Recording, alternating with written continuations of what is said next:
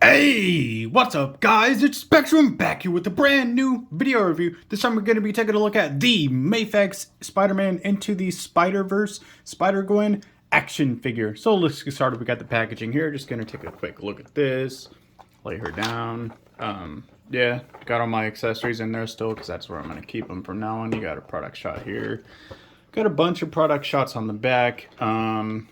So yeah, and then make sure you look for this MAFEX seal to make sure that your figure is official. All right, so with that out of the way, let's take a closer look at Spider-Gwen, and this is pretty much exactly how she would look right out of package. So let's go ahead and get a look at those closer look at those finer details. You can see all the texturing along the black spots on her suit. Just like so. You go down, the shoes are painted very nicely. These are the magnetized feet, which I don't see why you wouldn't use them all the time, but you do you. If you want to do a pose where she's kicking up and then you don't want the magnets to be sticking out, I totally get that. Got the Gwen cake, boy. Okay. I do have a little bit of paint running down the whites on her right side of her right arm, so that's a bummer. But I mean, if I really wanted to, I'm sure I could buff that out or whatever, but I'm not really too worried about it because I mean, yeah, it's there, but it's also like, I mean, if you look at it from this angle, you literally can't even see it. But yeah, oh, and then we'll go ahead and pop this off and take a look at the inside of the hood here. It is magnetized, and then you can see it's all sculpted, but none of it is actually painted, which is kind of a bummer. They could have at least like painted the edges or something, but that's perfectly fine. And I do not recommend you display her with the hood down because yeah, she's got a egghead, serious egghead syndrome going on there. Let's go ahead and pop that back on. Sometimes it's tricky, but most of the time, there we go. She does have quite a long neck, and you'll see that later on when we get into her unmasked head sculpts and stuff like that. But it's not terrible on the masked head sculpt, but I'm not the biggest fan of it on the unmasked head sculpt. And then you got this running on all the way through the white striping on that side, and then none on this side, obviously, to keep it more flush, I guess. So yeah, you guys know what time it is! Size comparison times comments. Here we have the MAFEX Into the Spider-Verse Spider-Gwen next to the Sentinel Into the Spider-Verse Miles Morales. And I mean, yeah, this works perfectly for me. So there you go. Here we have her next to the Marvel Legends big time Spider-Man. And I don't think this works that well. I think Spidey is just way too big for this. But if you wanted to fudge it and pose them together, I'm sure it would look all right. Here she is next to Goku, and I'm surprised that Goku's actually taller than her. That's funny. Here we have her next to the MAFEX comic Spidey, and I mean... So wait, let's bring this guy back in here for a second. Okay, so this guy is actually taller than this guy. So I think this actually kind of does work, yeah. I mean, if you want to... Yeah, you know, it works. And last but certainly not least, here she is next to the SH Figure Arts Spider-Man No Way Home Friendly Neighborhood Spider-Man. And this is more of where, like, I see Peter being a little bit taller than her, but not, like, that much taller. I think this scale works really well. Alrighty then, it's time to go over the accessories here. And, firstly, I just want to say I am not going through, wait, how many? 1, 2, 3, 4, 5, 6, 7 pairs of hands, 8 pairs of hands. They're all cast in white. I'll just show them all really quick. But like, you can see that these are the magnetized hands and they actually work really well. Take my word for it, they do work. These are the normal hands you would use for a 4-point crouch. And then you have, oh, I didn't know she came with these. These are cool. These are like more exaggerated wall crawling hands. That look, come on, focus. Yeah, those look really cool. I like that. Okay, I didn't know she came with those. You got your whip hands. They're all really nice, you know, but they're just painted slash casted in this white. And then these aren't actually matching, but they're both like two styles of relaxed hands. I actually like this one quite a bit as well. Then you got the hands that hold her web lines, and you would just feed it through there. You could heat it up if you needed to, but I think, yeah, it's already kind of a softer plastic, so they fixed that, which is actually really good. That's good. And then of course you get the fists, and then all the web lines are just the same old MAFEX web lines. I'm not even going to get those out. However, I will go over Peter Porker, which this guy looks pretty good in person. I like the wash. I like how you got his little tail back there. He's not really articulated. You got a ball joint right here, but that's about it. But that's fine. I don't really expect them to put like, you know, like freaking more than 5 points of articulation in a guy like this, because I mean, you know, it's more like a fun little addition. You know, like Peter Porker, he does play a big role in the movie, but he's not like doing all these crazy McFarlane style poses and stuff like that. However, you do get give me 1 second here. Okay, that's funny. These weren't even taped down. They were just like, it was just a layer of plastic covering them. Okay, so let's see. You know what? I'm sure. Oh, it did just come right out. Yeah, I was like, the peg is shallow. It should just come right off. And then you can just pop this one on just like so. And that looks cool. The hammer has nice detailing to it. Very animated, very cartoony indeed. But I do like that. This is actually, it's a nice little addition to the Spider-Gwen, you know. They didn't have to do this, but they did. Actually, I'll probably display him like that. So let's just set him. Wait, can he even stand? His head is so large. You gotta... Oh, even though the head's not even heavy, it's heavy enough to wear it. Okay. We'll just go ahead and put him back in the box then. That is perfectly fine by me. If they added like a small magnet to his feet, I think it would have been perfect. But yeah, I like him.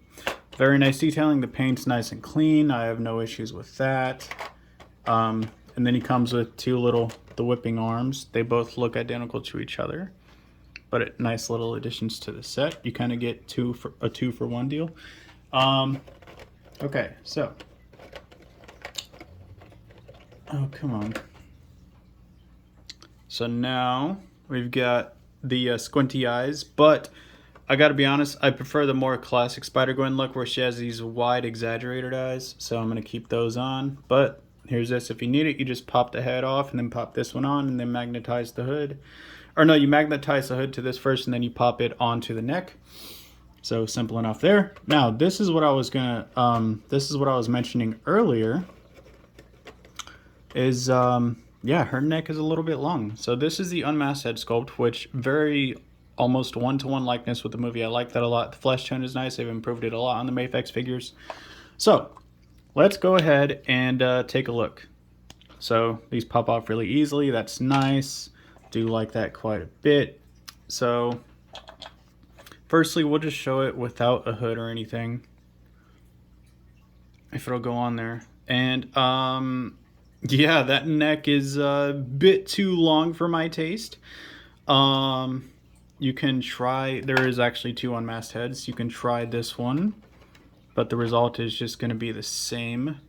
Now maybe I didn't peg it on there the right way or something, but I mean, that neck is just like, if they took off like 1/8 of an inch of it, it would have been so much better. Now let's go ahead and put the hood that is going down.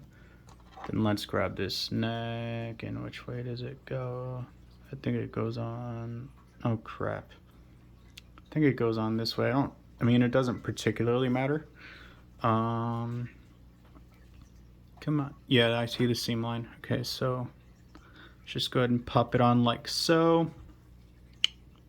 Yeah, it goes on that way. So it doesn't matter which head you grab. Just pop it on like so. And I mean, even still with the hood, I mean, it's not terrible, but like it is, because it's like, dude, I paid $90 for this thing and you can't even get the neck right. Like, maybe it was a QC issue, Maybe that little hole in there isn't pushed far enough in, but I don't believe that's it, because each of these are glued in place. That way you don't pop it out along with, or that way you don't pop it out of the actual headpiece. I mean, from the front it looks all right, and again, the likeness is very, very nice. You know, you get a closer look at that. Got the shading through the hair and everything. That looks very good. Even on the more neutral head sculpt, you got the shading on the top, which looks great. Maybe a bit too heavy, but it looks nice. But then it's broken up by the neck. It's just too exaggerated, and I get it. You know what I mean? Like it's supposed to be exaggerated proportions. It's supposed to be Spider-Verse, but I mean, her neck is not that long in the movie. I promise you that it is not that long in the movie. But like I said, if it was just a smidge shorter, it would be perfect. But alas, enough droning on about that. Let's get into the articulation. Articulation times, head to toe. Here we go, from the head down. Okay, so Spider-Gwen cannot look up at all, and I don't know how else they would have even gotten her to look up, but at the same time, it is a cardinal sin for a Spider-Man figure not to look up. That's just how it is. Albeit, yeah, I mean, she can look down, which is pretty good. She can look, I mean, she can barely look up, but she can do side to side. You can kind of fudge it and, you know, get it to where she's more so looking up, which is nice.